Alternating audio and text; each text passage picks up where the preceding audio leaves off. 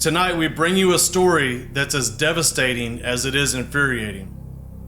Diego Flores, 20 years old, was struck and left to die in a suspected hit and run on County Road 659 in Brazoria County. His body was later found beneath the San Bernard River Bridge, and he was just a few minutes away from home out on a jog. Diego was rushed to the hospital, but it was too late. He didn't make it. The driver fled the scene, and what followed has only added to the pain of a grieving family. Silence, stonewalling, and a growing suspicion that something is being hidden. On this episode, we're joined by two incredibly brave guests, Diego's sister, Emily, and her husband, Chris, who are stepping forward to share the truth about what really happened that night and the disturbing failures of the local authorities. This isn't just a tragic accident, it's a story of heartbreak, courage, and what it looks like when there's a cover-up in Brazoria County. And it's time someone pulled back the curtain. No one is above the law. The people have had enough. We will root out the criminals and expose them all. We're fighting to expose the criminal element in Texas. Our investigation in the Brazoria County justice system has just begun.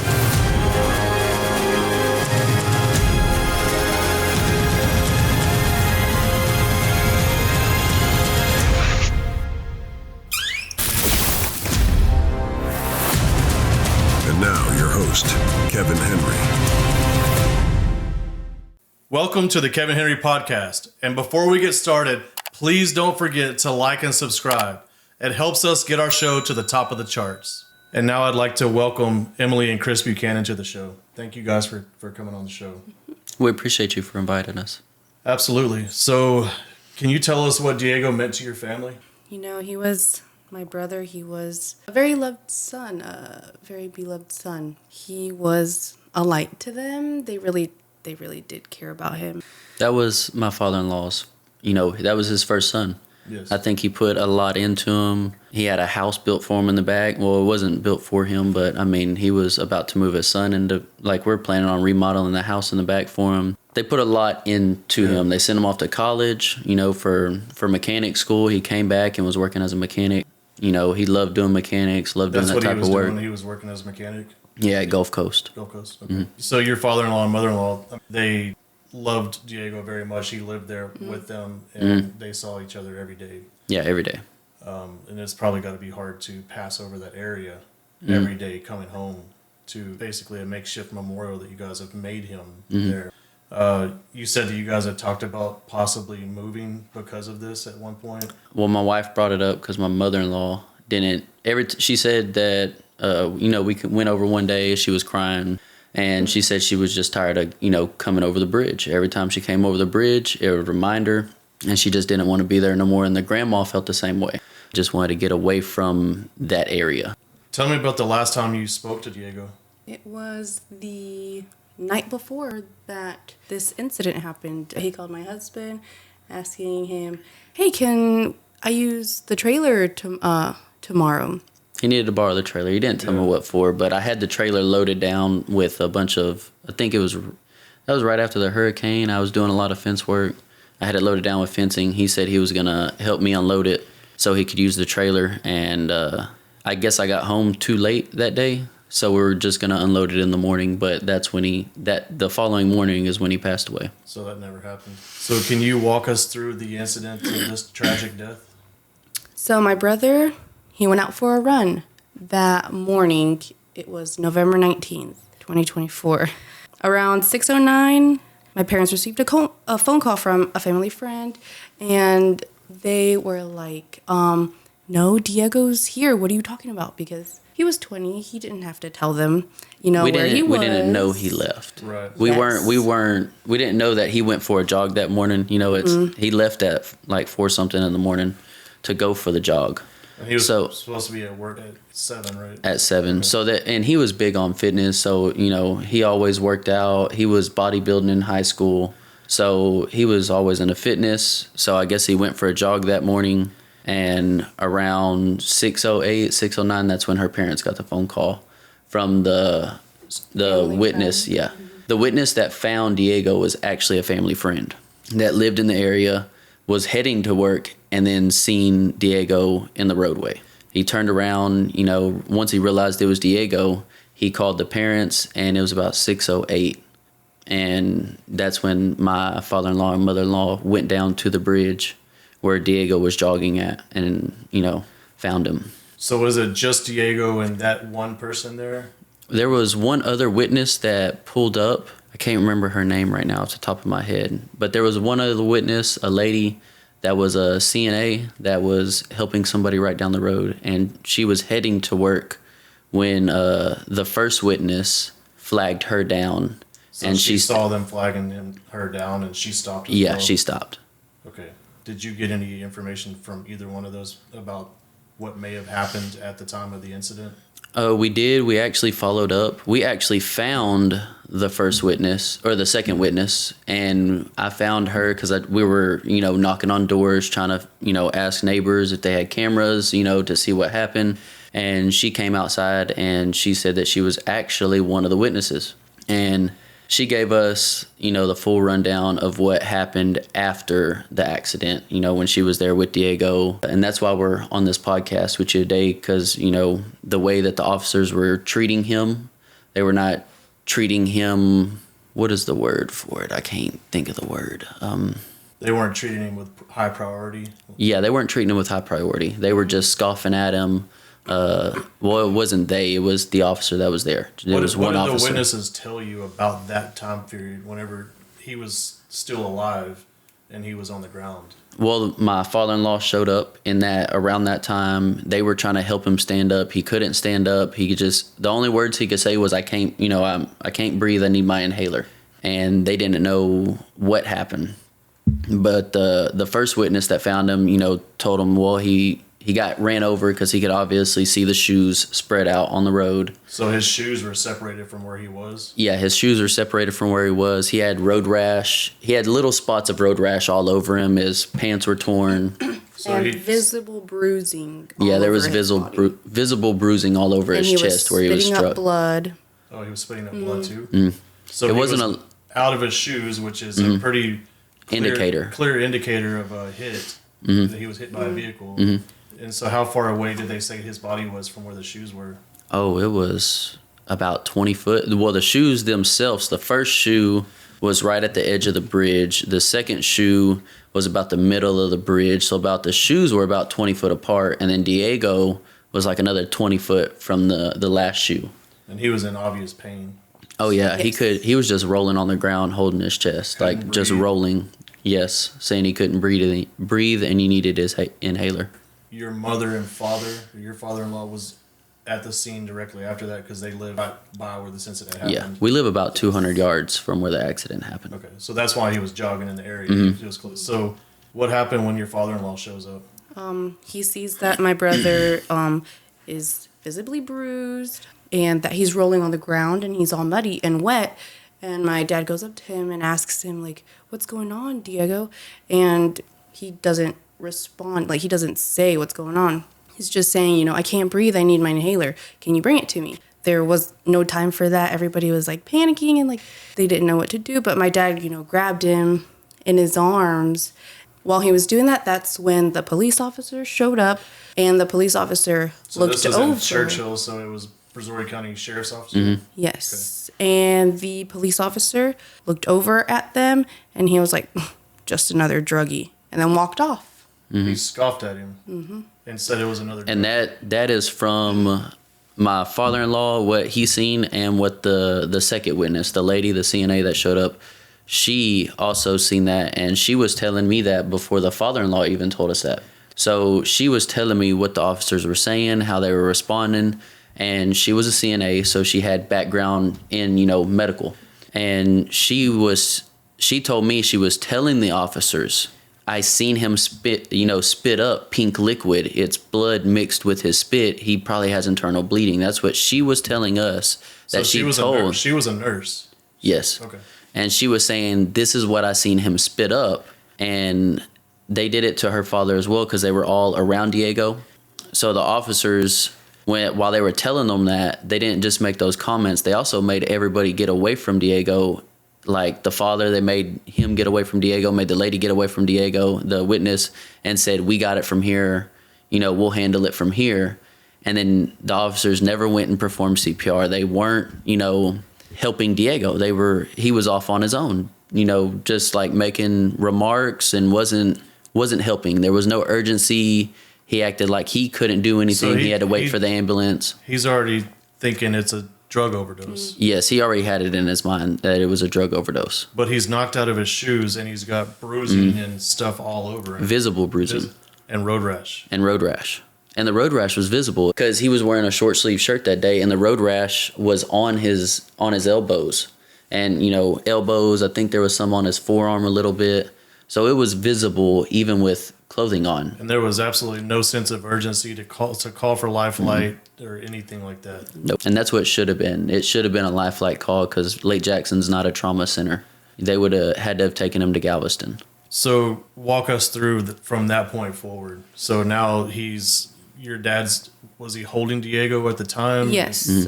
He was holding my brother, Diego, and he couldn't, stay still. He was, rolling around on his spine, as if his spine was broken. And then, shortly after, the police officer scoffed is when EMS arrived, but my brother was already limp and out of my dad's arms because he fell out of his arms. That is when he passed out, but he was still breathing at that point. And he still had a heartbeat. He passed out from the loss of blood. The internal bleeding he had caused him to pass out from loss of blood, but he still had a heartbeat. They finally get him on the stretcher, and the witness said they were there for about 4 or 5 minutes. Now, 4 or 5 minutes don't sound like a lot, but when somebody's dying, that 4 or 5 minutes means something. So they had him on the stretcher, and there was no sense of urgency. They had him on the stretcher outside of the ambulance before they even, like I said, for about 4 or 5 minutes before they loaded him up into the ambulance. And then they still sat there for a couple more minutes before they finally took him to the ER. What did they do? What did they administer? What kind of care or treatment did they give him in the ambulance?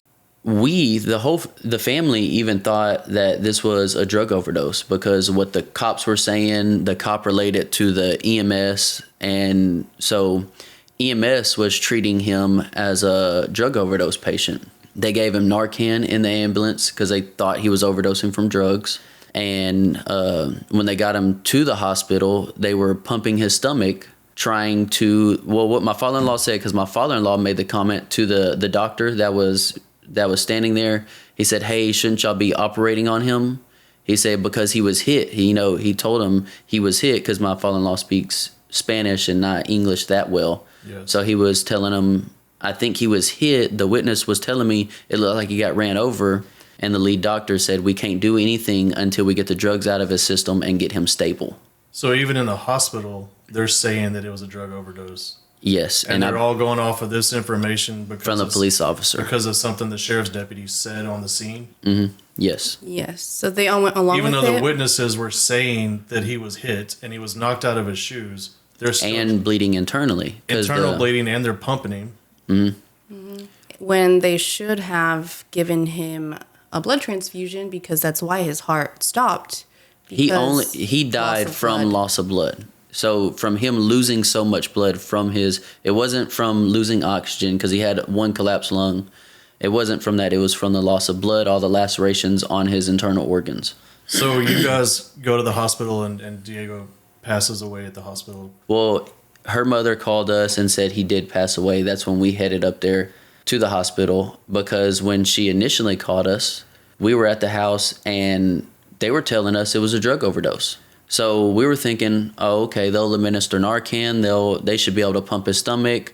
Everything they did, we assumed that's what they would have been doing because the officer told my in-laws that this is what it was, that it's a drug overdose. It's not a hit and run.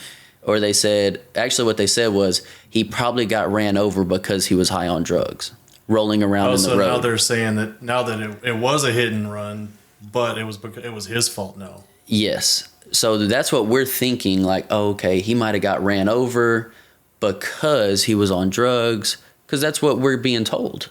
Right. We don't know anything yet. We haven't found the Ring doorbell. We haven't went and done any investigative work. This just happened fresh. So we get the call. We head up there that he's passed away. We get up there to the hospital, and the doctor, everybody, all the families there, and we just assume that that's what happened. It was a drug overdose. So you brought up a Ring doorbell. Mm-hmm. So was this something that the investigators brought to your attention? We got the autopsy back, that it came back that he died from blunt force trauma from a vehicle. So it had to have been a hit and run. So we started going door to door, knocking, and found one of the neighbors that had a Ring doorbell, and he gave us the login to it. And that's when we started going through and watching everything. So let's bring up the doorbell camera. And can you walk us through this and what we're looking at here in this Ring? Yes, sir. So this is what we found. We were going through it, and this car goes by here, and this is the truck. As soon as it goes by, as soon as it goes out of frame, you hear a large impact, and that was where the impact was. Oh, that's the direction that Diego was running? That's the direction Diego was running. Me and my wife ran simulations on that same road in front of this same house, and we would pause the video whenever the truck got to the edge of the driveway. As soon as we hit the edge of the driveway in her vehicle, about right here where it's at, we would hit play on the video, and we'd keep on driving to gauge speed. And right where the impact was right where Diego's first shoe was. Can you play that one more time? And let's play it from where the truck enters the scene. So stop it right there.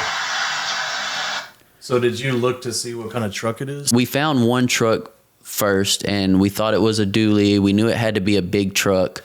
You thought it was a dually because it's got the marker lights on? Because it had the marker lights in the back. And then that's when we were looking. We didn't find a truck that it looked like. And then I started searching a little more, started Googling vehicles.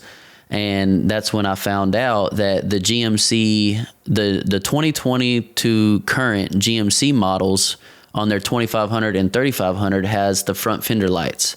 And it's the only make that has front fender lights above the front and rear fenders. Ford doesn't have it. Dodge doesn't have it. Even the Chevys, they don't have front fender lights. So you narrowed it down to a newer model, a late model GMC? We narrowed it down to a 2020 to current GMC. And then the gray metallic, we narrowed that down to the color. My wife has the same color vehicle, and we also did simulations with different color vehicles to see what color the vehicle most likely could be, because they have a blue camera. They have a blue light right above the Ring camera, so it kind of distorts the color of the vehicle a little bit. But when you drive by at nighttime, so we did some simulations, and then we go back and watch the Ring camera. And her vehicle, when you take the two pictures and put them next to each other, her vehicle and this truck look exactly the same color. So that's how we narrowed down, the color of the vehicle, the color scheme at least of what the vehicle would look like. And it's like a gray metallic. So, producer, can you go ahead and run that one more time? Right? So the truck's entering the scene here. Mm-hmm. And then right after the truck leaves the scene, you hear a loud crash. Mm-hmm. That definitely sounds like it was that truck that hit something. Mm-hmm. Have you looked for more camera footage also out there while you were out there? We have looked for more, but they don't have no cameras. We even reached out to B-Tail. B-Tail said they don't, because B-Tail has a little station shack, a little hub, and they said they don't have any cameras on that building as well. It definitely sounds like that truck hit something as soon as it left the scene. It does, and me and my wife, because the owner of the Ring doorbell gave us the login, so we could log in at home. And we went home, and we'd done this for 2-3 weeks after Diego's passing. We would come home and we would watch, we even went to 2 or 3 weeks before Diego got hit, and you see the same truck go by every single morning at the same time. It would always be in between like 5:45 and like 6:05. You would see the truck going by. And then after the 19th, after this video right here, you never see the truck go by again for like another 3 weeks. And then after 3 weeks, about the 4th week after Diego's passing, the truck started coming regularly again. So for 3 weeks, it stopped traveling down that road altogether. Down that road. And that's the quickest. What time was this camera footage taken right here that you hear the crash? This was at the time. 6. Yeah, it was exactly at 6 o'clock on the dot.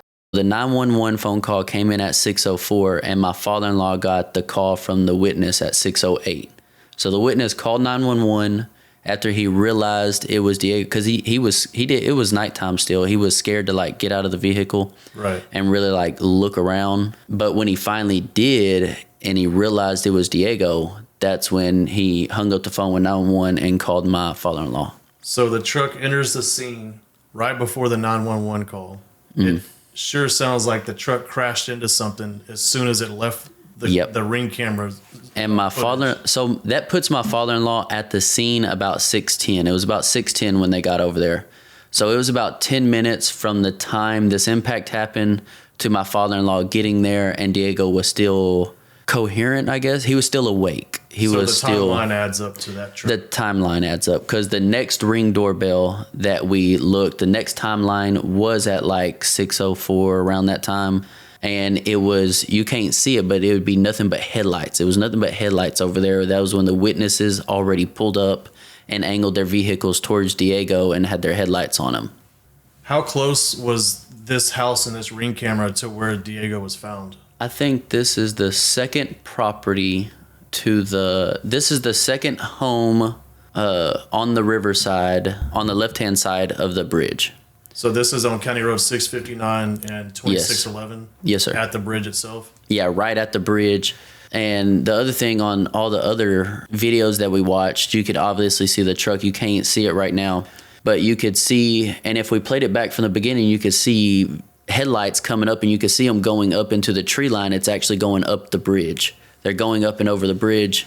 And on the other days, you could see where they would go under the bridge, and then they would go up on the bridge. Does that make sense? Yes. They go up and around to get up on the bridge. So they were taking the entrance onto the bridge. Yeah, they were taking the entrance onto the bridge, and you would see the headlights disappear behind the dirt mound of the bridge. Mm-hmm. Well, after the impact, you never see the headlights make that turn and go up to the stop sign. You never see them go past that dirt mound. So this particular truck, how many days did you track it back? It was like 3 weeks. You tracked it back 3 weeks? We tracked it back about 3 weeks. And then for every 3 weeks single it day. Stopped? Yeah. For about 3-4 weeks. It was in that time frame. It stopped coming. You didn't see it. You didn't even see it in the evening time, because we tracked it down to where they got off work around 4 or 5, and they would come through around 4 or 5 in the evening time. And then after that, you never seen the truck come back this way for 2-3 weeks. So they had to have been going a different route, or, heading towards work. I have several more questions for you, but we need to get a word from our sponsors right now. So hold that thought. Thank you so much. And now, a word from our sponsors. Need a barn built to last? At Stuckey Barns in Brazoria County, Texas, we blend quality craftsmanship with rugged durability and Texas pride to make your dream barn real. From custom barns to metal buildings, we build strong, local, and backed by a hometown service. Need bold, high-quality ink? Seven Souls Tattoo Studio has you covered. We're obsessively clean and professional, guiding you from idea to unforgettable art. Got old ink? We'll transform it into stunning new work with precision and creativity. Drop by Seven Souls at 20 Circle Way in Lake Jackson, Texas. Boat season's here. Is your ride ready? At Liquid Rides in Brazoria, we handle certified marine repairs and full engine builds. We're your Mercury Marine and PCM dealer, keeping you smooth all year. Plus, custom stereo installs for boats, vehicles, side-by-sides, and Jeeps. Liquid Rides, custom audio, certified performance, built in Texas. Looking for real coverage from real people? Whether it's your home, car, or business, go see Landra Olson's team at Farmers Insurance in West Columbia, Texas, where hometown service meets top-rated protection. Spring's here, and it's time to get those flower beds and gardens in shape. Rifles Feed and Supply in Brazoria has soil, mulch, and everything you need to make your yard pop, plus the best feed and supplies for your animals. Fentanyl is taking our loved ones' lives every day, but knowledge can save them. Travis's Voice is dedicated to raising awareness, educating communities, and preventing future tragedies. To learn more, go to travis'svoice.org.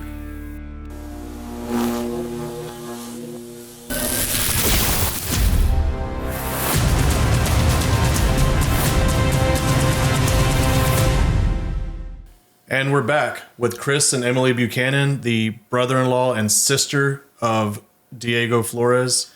We just finished watching the video of the pretty suspicious vehicle that entered the scene, and then definitely some collision happened after that. Mm-hmm. So you found the ring camera footage. How much further did you go from that point? Well, so one day I was heading towards Lake Jackson, and as I was coming over the bridge, I seen a truck that looked exactly like the truck in the video. So I turned around and I ended up following it to see where it was going to head. And sure enough, it went underneath the bridge. It went on down for about a mile or two, and I seen where it went. I took the address down and I went home. I told her about it, because before that we went down we couldn't find nothing. We couldn't find a vehicle that matched that in the whole neighborhood. We went down every single street, every single driveway, every private road, every private driveway. We knew what we were trying to look for. I printed out a picture of what the vehicle would look like, the model, the make, model, the color, and we were just looking for that type of vehicle in the area, and we couldn't find one. When I seen that one pass, of course, I turned around, followed it, took the address down. I went home, talked to her about it.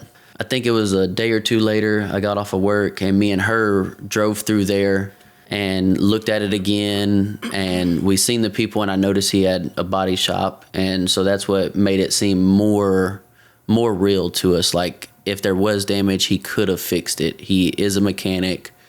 What would we call the person? The suspicious vehicle. The suspicious vehicle. That he would have the knowledge to fix it if something like that happened. Gotcha. So what did you do at that point? I think it was, I can't remember what we were doing, but we were coming home from Lake Jackson, and we just thought, let's drive back by there again. We drove back by there, and sure enough, the truck was there. So I just took a leap of faith and pulled in and started looking at the truck real quick, hoping nobody would come out, but he eventually seen me and came outside. I started talking with him a little bit, and I was asking him questions and about the vehicle, because I seen there was, there wasn't massive damage, but, it's a big truck at, 25, 30 miles an hour. You wouldn't think that it would create a lot of damage. But the truck had been out of camera view for 3 weeks at this point, right? Yes, about 3 weeks. And he was going on that it was from a rock that fell out of a dump truck, that's where the damage came from in his grill and on his headlight on the driver's side. So you were questioning him about the damage on his truck? Yeah, and then that's when I pulled out the video, because I actually showed him the video. And I broke it to him. I said, well, this truck matches the vehicle that's in this Ring doorbell video that struck my brother-in-law and killed my brother-in-law, and this is the type of truck we're looking for. And you were about to say something? Go ahead. But before my husband brought up the video to him, he had no knowledge. This guy had no knowledge of what we were talking about or asking him about. And my husband had asked him, what time do you go to work and how do you get to work? Oh, yeah. I questioned it because I was like, well, where do you work at? Like, I acted like I was the police officer. Like, where do you work at? And I know he was piecing it together in his head, because he was acting very nervous when I started asking him what time he went to work. So I asked him, I said, well, where do you work at? And he told me the place he worked at. I'm not going to, disclose it here, but he told me the place he worked at. I said, well, what time do you go to work? And he hesitated and he stuck his head up and he was like, well, I have to be there at 6:30. I probably leave here around 6. And you've worked there for many years, and it took you that long to find out what time you leave for work. So it looked very suspicious, and that's when I broke it to him. And I was like, well, this truck matches the description of the vehicle that we're looking for in this video. I showed him the video, and that's when he started pointing to the damage on his vehicle that I was looking at and started telling me the story of a rock falling out of a dump truck, and this is where it hit, this is where it struck. And I don't believe in coincidences that good. I don't believe in coincidences at all, to be honest with you. Yeah, there's no way that a rock fell out at the same time. You're the only truck in the area. You're nervous while I'm questioning you.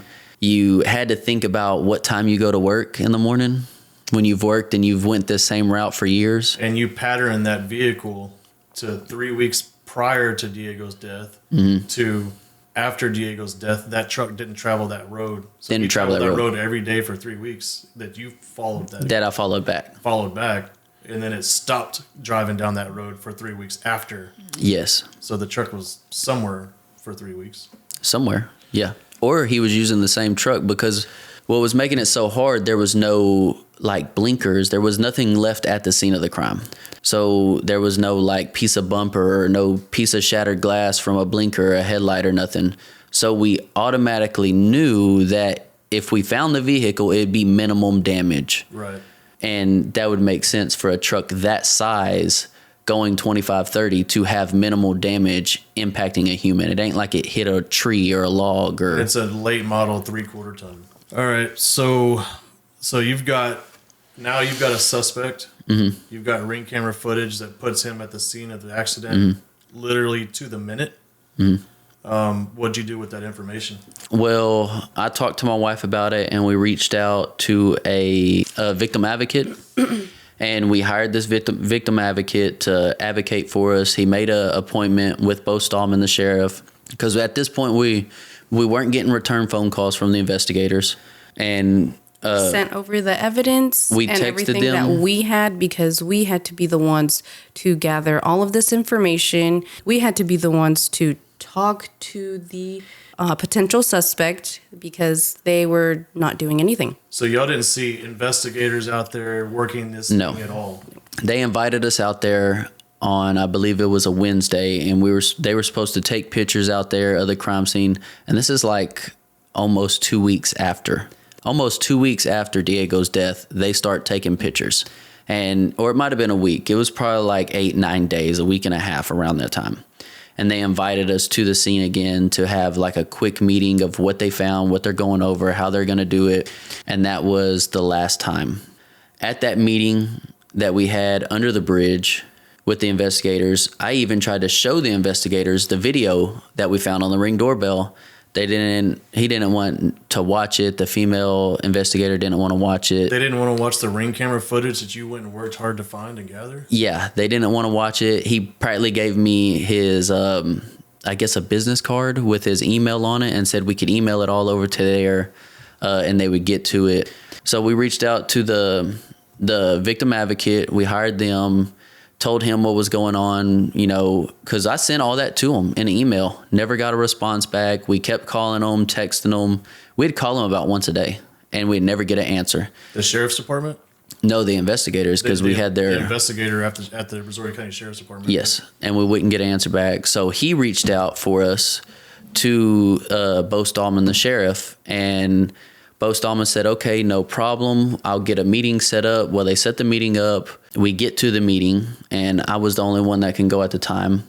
So I showed up with the victim advocate to the meeting, and everything that we put together, that we have found, that we put together with the Ring doorbell, the suspect's name, or not the suspect, but the potential suspect, his name, his Facebook profile, his vehicle, the make and model of the vehicle, his address, everything. And as we're sitting there letting them talk, they were at a dead still. They didn't have nothing new to give us. So that's when the victim advocate told us it's time to present it to them. So we showed them everything we had, laid it out for them. And after we laid everything out, they watched the video just how we watched it right here. After we watched the video, victim advocate said it first. He said, this really looks like this is the guy. I believe this is the guy. Bo Stallman agreed. He said, this really does look like this is the person. We need to bring him in for questioning. And the victim advocate, that's when he told Bo Stallman, he actually was telling Bo, I've dealt with several cases like this before. I'm pretty sure that I can get a confession from him. If you want me to handle it, we can get a confession from this person. Bo said, no, we'll handle it from here. We'll bring him in for an interrogation, and it'll happen this week. And After that, I left. We went home. I was telling my wife, I think, we think we got the guy. So the family got a little excited, like, we're about to get justice. There's finally justice for Diego. Yeah, because the way that they made it seem to me was that they was 100% convinced as well.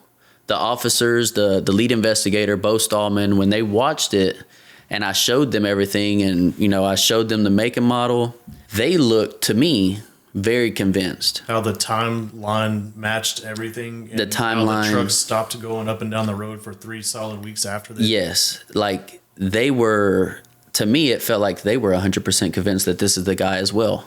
And they told us, no, we'll handle it. We're going to bring him in for, and we're going to bring him in to interrogate him this week. Well, I asked, well, how long is that going to take? Like, when are y'all going to bring him in? And Bo looked at the lead investigator, looked back at me, and he said, we're going to get him in this week. And this was a Tuesday. So Wednesday went by, Thursday went by, Friday went by, and I was like, let me give him some time. So I waited till the following Monday, called him. No answer. Investigators still not answering. So they're blowing you off again. It's the same pattern. Before your advocate got involved. The same thing. So I reached out to him, and the messed up thing was they were actually communicating with the victim advocate more than they were communicating with us. So they would communicate with him, and then he would give us the feedback, what they would say. And that's when I found out that they didn't even bring him in for questioning.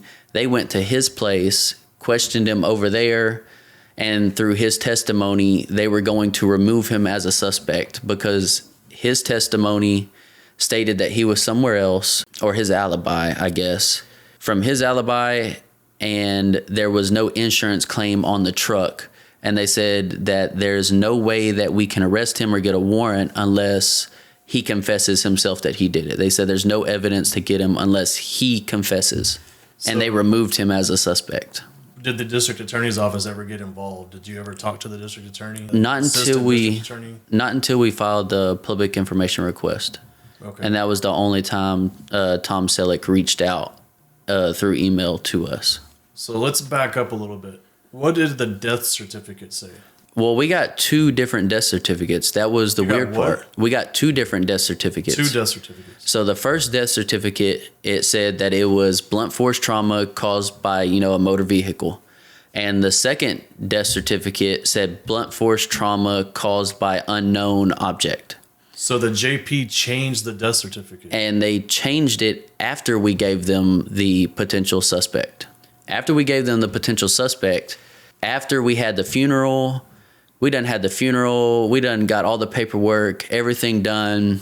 The funeral home called us and said, hey, there's a second death certificate up here. Y'all need to come get it and sign for it.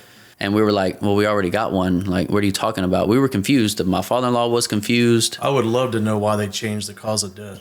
Well, we believe it's for a cover-up. We believe that the potential suspect, who we believe did this, is in higher-ups with very good friends of Bo Stallman, put it that way, and are very big political donors to Bo Stallman. The company he works for is a large political donor to Bo Stallman, and they're good friends. So, and he's a higher-up in this company.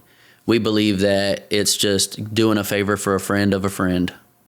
And it could be easily written off as just another drug overdose. Drug overdose, or it's a simple hit and run. Sorry, there's nothing we can do for you. I'm sorry. I'm so sorry. So I appreciate that. Thank you. So you guys have a clear timeline. You have a truck. Mm-hmm. You have a suspect. You have a victim advocate that's saying that he will go get a confession right then and there. Mm-hmm. And Sheriff Bo Stallman tells him, no, we'll handle it. Yep, tells him, no, we'll handle it. And then he stops answering your emails and your calls again. Mm-hmm. They change the death certificate. Mm-hmm. And now you guys still don't have any answers. We still don't have any answers. We reached out and we received help. We filed public information requests because at this point, we're feeling like it's a cover-up. We're feeling like they're just trying to sweep it under the rug, wait till it goes unnoticed a year or two. They'll, leave it as a cold case or something. So your public information request, you're looking for what, body camera footage? We want it because we were told that from the witnesses, the officers were scoffing, weren't giving him the proper care. The father-in-law said that, which is negligence. a huge negligence that if he was given the proper care at the proper time, he would most likely still be here with us today, and he'd probably already be out of recovery right now, and he'd be back at work. So we wanted the body cam footage. We wanted the full autopsy report, the full police report. We wanted the body cam footage from when they interrogated or questioned the potential suspect, what questions were asked, what was his answers. We wanted the full report from EMS and from the hospital, what was done on him, everything that happened from 6:04 when y'all got the 911. They won't even release the 911 call to us. They won't even give you the 911 because we wanted the 911 call because the suspect told us that he said in the 911 call. I mean the witness, the first witness that called 911 said that he told them it looks like somebody's been ran over in the street. Their shoes strung out everywhere. And if that's the case, then why would the officer just automatically assume that it's a drug overdose? There's somebody. We learned that in the police academy. When you see shoes spread out, see shoes spread out, it's very apparent that was a hit and run automobile. Mm-hmm. All right, so you sent public information request out for all this information. Mm-hmm. So did you get it? No, Tom Selleck, the district attorney, and Hinojosa, what's her name? Santos Hinojosa. Yes. Or is it that? It's a female. Yes, okay, making sure. Yeah. Well, Santos Hinojosa signed off on it, and Tom Selleck. They sent us an email saying that they had this investigation locked, and that they weren't releasing any information to anybody in the public or to the family because it could damage their investigation or their potential suspect. But you haven't seen any investigating work going on. You live right there. We haven't seen no investigative work, and you've already told me the potential suspect that we thought it was has been removed from a potential suspect, and there's nothing y'all can do unless he confesses. So there's obviously some cover-ups going on, right? Mm-hmm. I mean, that's what I believe is happening. It doesn't take a rocket scientist to see that. So now they're not giving you any of the information that you requested that would show the negligence. They gave us, the only thing they gave us was a police report because we asked for the police report as well, but it was completely redacted. Everything in the police report, from what the officer was saying to what EMS was saying, everything was blacked out and was redacted on the police report. They wouldn't, then when we asked for the actual police report unredacted, they said we can't give that to you because it could be damaging to the investigation. So they gave you a bunch of black marks. Mm-hmm. And everything they have and that they're going off of is what me and my wife put together and found for them. So if we were planning to do anything, why would we hand it over to y'all? And we're the ones that would damage the investigation when we gave you the investigation. There's so many parties involved in this. I mean, it definitely sounds like a cover-up. But for the JP to go and change the death certificate, specifically the cause of death, to make it not look like an automobile accident. And they did that afterwards, yes. They did that after we turned everything over and said, this is our potential suspect. This is who we believe did it. A week or two after that, that's when we got the new death certificate. So it was, I have wrote down here, it was Deputy Rodriguez with the Brazoria County Sheriff's Department. Yep. He was the responding officer. Yes. It was Judge JP Robin Rape in Freeport. Robin Rape, yes. That signed the death certificate. And then Sheriff Stallman said he was going to go get and investigate this guy pretty much right away, and then started blowing you off. Started blowing me off. And you're saying the guy that you think that did this, his boss is a huge political donor to these politicians in Brazoria County. He is a huge political donor to these politicians in Brazoria County, and the potential suspect is a higher up in his company that works for this company that is, I believe, doing a favor for a friend. Do you guys have a reward that you can? Me, my wife, and our family, we've put up $2,500, a $2,500 reward for any information leading to the arrest and the conviction of the person who did this. I'll match that. $5,000 to anybody that brings information out that gets his family some justice. This is absolutely insane what this family is having to go through. And for you guys to not have any answers for this senseless tragedy, this could have been all prevented had Lifeline been called, had the right protocol been taken care of, Yep. had the deputies showed up and not just automatically thought that it was a drug overdose and treated this with proper care and attention. If this would have been in a different neighborhood, Yes. then he would most likely still be alive today. I guarantee you, with 100% everything, that I believe he would still be alive. He would have been treated properly. They would have never thought drugs. From the area we live in, they just assumed that it was another drug addict. This is infuriating. So you guys, was there anybody that witnessed him jogging during this time? There were several witnesses. So there was a witness from the store. The store clerk seen him because there's a store right by our bridge. Right by the bridge, right? Right across from our house. The store clerk seen him. They pulled it up on camera for us, showed him walking to the bridge with a water bottle in hand in jogging attire around 4:30. And you have that footage? We do have that footage somewhere. We don't know, because I think we got a hard copy of it and it was sent to the investigators. So the investigators have that footage also? Yes. Carrying a water bottle, jogging shoes, pants or shorts, jogging shoes? It was in shorts. Carrying a water bottle, shirt. And then who else? Did anybody notice him actually jogging? There was one other witness that she said she was heading to work, and so she went up underneath the bridge to get up on the bridge so she wouldn't have to come across traffic. And she said when she turned onto the 2611 road to go up the bridge, as she was going up the bridge, she seen Diego coming down the bridge. And so Diego was coming down. Corroborating stories that he was out there working out. Yes. He wasn't doing drugs under the bridge like you're saying he was. And this was around 5:30 in the morning when she was going to work. Yeah, this is about 5:30. So 4:30 he was still alive. 5:30 he was still alive. So in between 5:30 and 6:04, something happened. Nothing went off on the Ring doorbell. And he had to be at work at 7. So and he had to be at work at 7. That was probably his last lap. He was probably on his last lap and was about to head home. I can't tell y'all. I'm sorry enough. This is absolutely mind blowing how the dereliction of duty and investigations, the non-investigation that's going on around this. You guys did more investigating than that whole sheriff's department put together. You can't run on integrity and not have integrity. Even if it's a friend, mother, father, it doesn't matter who did the crime. Integrity means integral. Doing what is right when people are not looking. Absolutely. We're going to put this $5,000 between you guys and us. We're going to put a $5,000 reward. Contact us at admin@Kevin Henry Podcast if you have any information whatsoever that will get Diego some justice. This is not right. This isn't right with me. This isn't right with the family. Admin@KevinHenryPodcast.com. Let's get this family some answers, and please let us know if you get any more information, and we'll update our audience. We will. Thank you guys so much for coming on the show, and my condolences to your mom and dad too. Thank you. Thank you.